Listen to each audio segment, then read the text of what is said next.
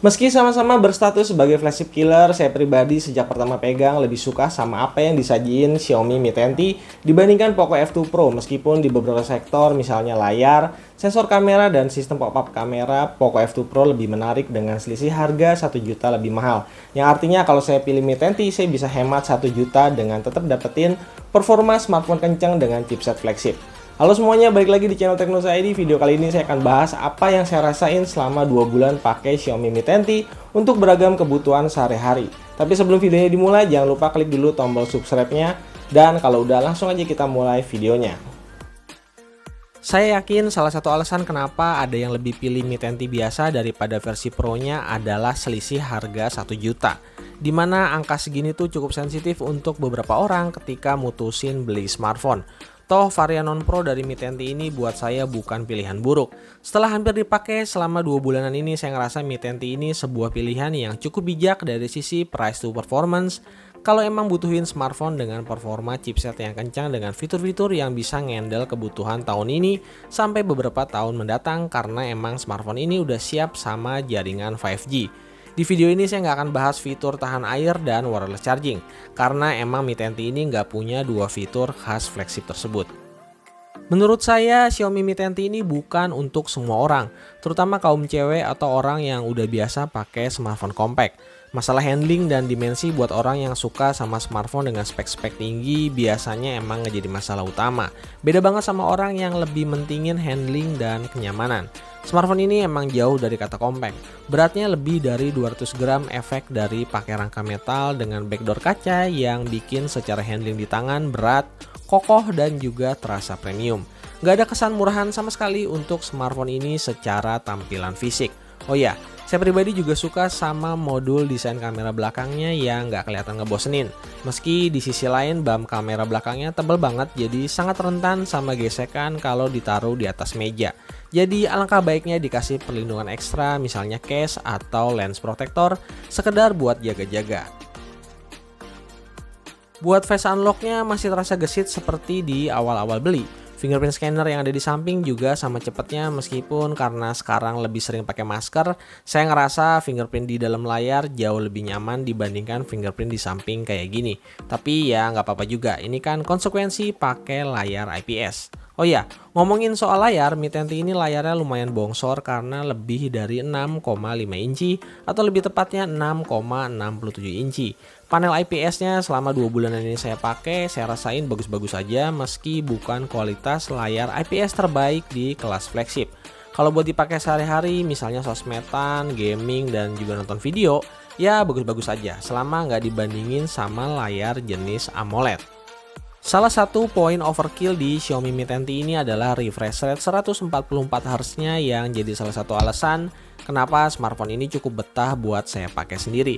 Sedikit bisa kasih kompensasi pilihan layar IPS dan tentu aja bikin makin lupa sama layar konvensional 60Hz. Refresh rate tinggi pastinya bakal makan daya baterai yang cukup ekstrim. Di sini MIUI 12-nya kasih opsi 3 pilihan mulai dari 60Hz, 90Hz atau 144Hz buat yang mau custom sesuai sama kebiasaan dan karakter masing-masing.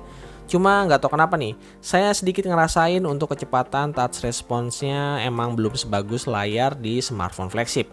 Touch response-nya untuk di sudut-sudut area bezel masih ada sedikit delay tipis meskipun nggak terlalu ganggu di pemakaian.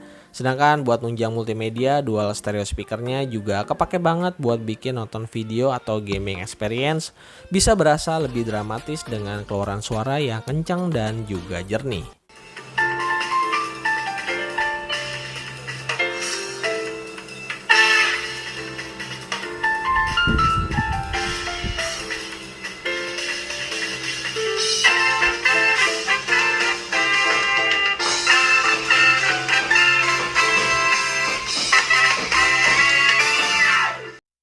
Mi 10T ini jalan di MIUI 12 dengan basis Android 10. Dari awal beli saya udah dapat 1 kali update software. Dan pada saat video ini dibuat, posisi ROM-nya ada di MIUI 12.0.3 dengan security patch bulan Desember 2020. Untuk sektor performa, Mi 10T ini udah juara banget buat harga 6 juta. Chipset kencang, RAM 8GB LPDDR5 dengan jenis storage UFS 3.1 yang ditandem sama layar refresh rate 144Hz. Bikin pakai smartphone ini tuh nyenengin banget, bahkan kalau dipakai buat kerjaan yang super berat. Yang perlu diperhatiin adalah storage 128GB-nya yang nggak punya opsi external memory. Jadi buat yang suka nyimpen file gede, harus jaga-jaga jangan sampai kebablasan ngisi storage-nya. Sedangkan untuk skor Antutu versi 8-nya, Mi 10T ini nyaris dapat 600.000 poin.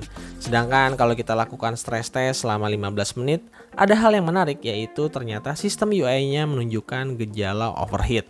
Suhunya terdeteksi melebihi batas atas 45 derajat Celcius. Jadi pengujiannya terpaksa di stop sama sistem dan dilanjutin dengan cara nyalain AC di ruang pengujian. Sementara untuk pengetesan CPU throttling selama 15 menit, Mi 10T ini cukup memuaskan dengan skor 79% dari performa maksimalnya. Hasil ini tentu aja menarik dan sesuai sama kasus yang terjadi di Snapdragon 888. Dari laporan, beberapa reviewer nyebutin emang ada gejala overheat yang lumayan tinggi di chipset penerus dari Snapdragon 865 ini. Tapi balik lagi kok, tes kayak gini kan dipakai sebagai acuan benchmark untuk mengetahui seberapa tinggi performa yang bisa dicapai dari sebuah smartphone. Sementara buat user kebanyakan yang pakai smartphone ini untuk pemakaian harian, tentu aja nggak akan bermasalah sama sekali. Nah, gimana sama performa gamingnya selama dipakai? Jawabannya sangat memuaskan banget. Selain chipset flagship, Mi 10T juga dikasih liquid cooling teknologi yang proper banget buat ngebantu nurunin suhu saat dipakai ngegame dengan skala intens. Ada yang saya suka di fitur MIUI 12 kalau untuk kebutuhan gaming. Selain ada fitur gaming mode yang intuitif, ada juga fitur power monitor yang bisa memantau frame rate saat gameplay dan juga refresh rate layar secara real time. Gak ada komplain sama sekali buat urusan yang satu ini. Semua settingan game-game berat saat ini semuanya bisa jalan rata kanan. PUBG Mobile misalnya, udah bisa jalan di posisi smooth 90fps dan Ultra HD. Bukti kalau chipset ini juga udah dioptimalkan sama developer gamenya. Sedangkan untuk game lain kayak Call of Duty Mobile juga kurang lebih sama. Bisa mentok di posisi very high dengan frame rate maksimal. Dengan gameplay yang tentu aja mulus dan gak ada masalah sama sekali. Buat terakhir, kita tes pakai Genshin Impact yang lebih berat dengan setting rata kanan di 60fps. Gameplaynya juga bisa jalan lancar jaya dengan kadang-kadang terjadi frame drop di kisaran 55-57 fps untuk fps terendahnya.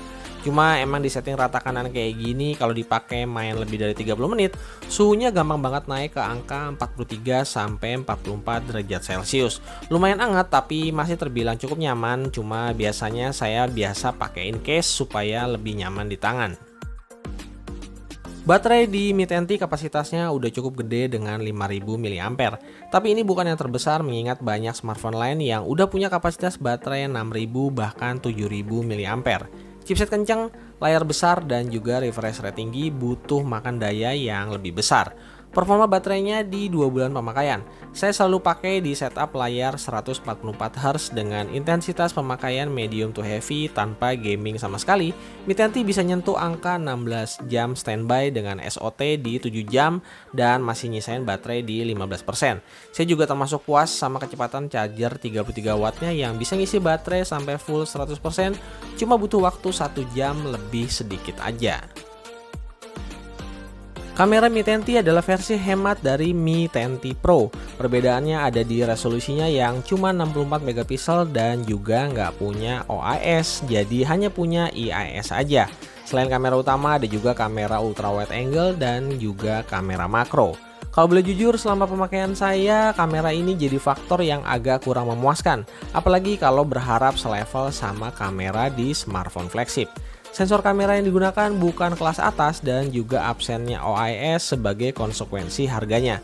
Tapi meski begitu, Mi 10T ini cukup lengkap untuk urusan software kamera dan juga punya kemampuan rekam video sampai 8K.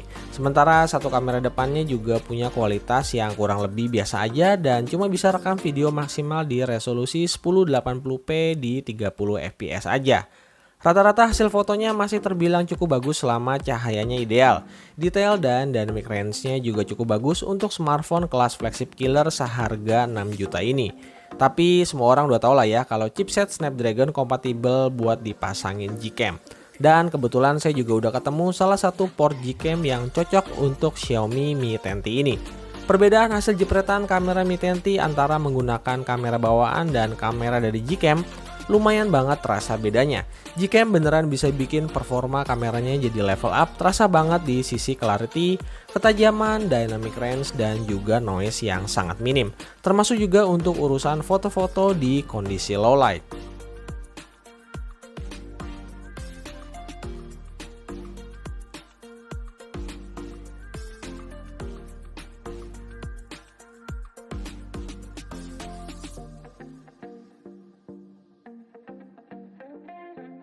Untuk perekaman video, kamera belakangnya masih bisa mengandalkan EIS di mode steady video pada resolusi Full HD 30fps. Tapi kalau mau kualitas videonya yang lebih tinggi, Mi 10T ini juga udah support video 4K 60fps. Tapi sayangnya untuk resolusi ini EIS-nya nggak bisa aktif. Jadi footage videonya lumayan terasa guncangannya kalau dipakai secara handheld. Oh iya, Mi 10T ini juga bisa rekam video up to 8K 30fps. Meskipun saya sendiri jarang banget pakai resolusi ini, karena pastinya akan makan banyak banget storage. Sayangnya untuk kemampuan video kamera depannya masih sama, terbatas hanya bisa rekam di resolusi Full HD 30fps aja. Meskipun udah dapat update software sebanyak 1 kali. Ya, sejak dirilis Mi 10T ini emang udah mencuri perhatian banget, terutama soal spek dan juga fitur-fiturnya. Saya udah buktiin dalam 2 bulan pemakaian nggak ada penurunan sama sekali soal performanya. Smartphone ini powerful banget buat diajak kerja berat dan juga multitasking. Enak buat diajak ngegame dan juga multimedia. Baterainya bisa diandelin buat seharian dan juga charging speednya termasuk cepat. Saya juga nggak komplain sama absennya fitur IP rating dan juga wireless charging, karena emang nggak pernah pakai kedua fitur tersebut dan lebih kepake NFC dan juga infrared blaster yang emang udah jadi ciri khasnya Xiaomi sejak dulu. Terakhir, kualitas kameranya juga udah bisa dimaklumin karena sekarang udah bisa diinstal Gcam yang cukup berguna banget buat naikin kualitas hasil kameranya yang sebelumnya emang saya rasain terlalu standar. Oke, itu dia tadi video user experience soal pemakaian Xiaomi Mi 10T selama 2 bulanan ini. Kayak yang udah saya bilang di video tadi, kalau Mi 10T ini enak banget buat dipakai hampir di semua kebutuhan. Kameranya juga sekarang lebih sering kepake setelah berhasil diinstal Gcam yang kompatibel. Kayaknya smartphone ini bakalan agak lama jadi penghuni tetap di channel ini, sambil ngelihat pergerakan brand-brand lain yang tentu aja bakal tetap saling sikut buat ngeramein pasar smartphone Indonesia tahun ini. Sekian dulu video kali ini, like buat yang suka sama video ini, subscribe juga buat yang mau support, dan jangan lupa mampir ke Instagram Teknoza ID. Kita akan ketemu lagi di video-video selanjutnya. Stepian dari Teknoza ID. Pamit!